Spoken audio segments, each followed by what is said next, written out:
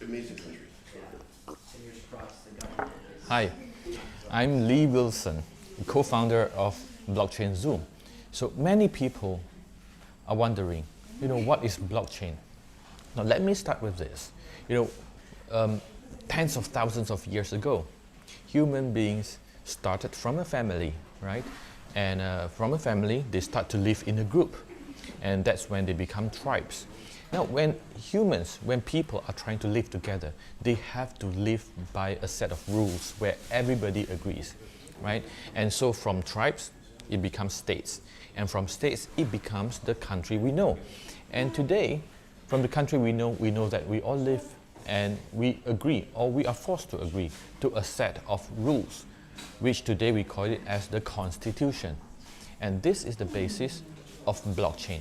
Because in blockchain, besides P2P, besides decentralization, actually the most important thing in blockchain is consensus. It means everybody, we agree to something, a set of rules we live by.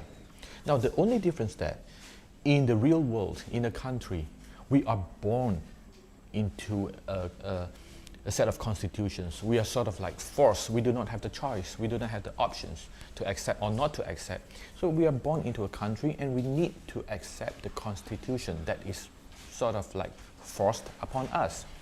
But in blockchain, there's a big difference. We can choose the consensus we like to be in.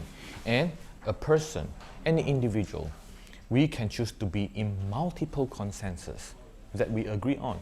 So if you agree on one blockchain, you agree on this consensus, you can anytime join in as a node or as a member of that ecosystem.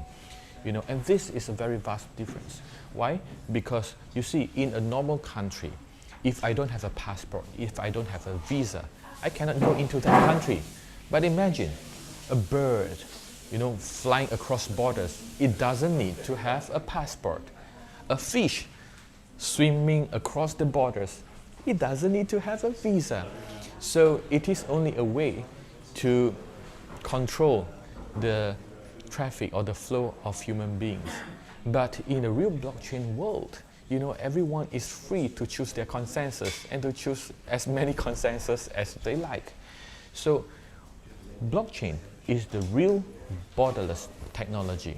Okay. Well, a lot of people have this misunderstanding that internet is borderless. It's not, because internet, you will have internet companies which is based in a certain country that has its own regulations, its laws to abide by, the tax to pay, and their internet is not really free. I mean, you don't get to access a lot of websites from any place you like.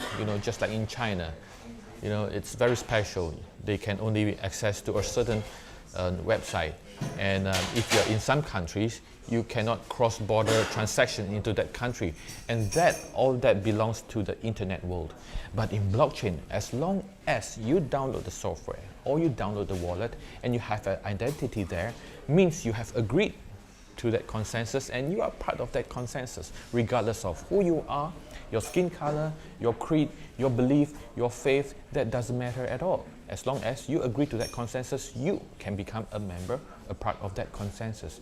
And that is how, in the future, all the human beings who believe in the same things, who wants to operate or transact or communicate or interact using the same protocols or consensus will be on that consensus or will be in that blockchain.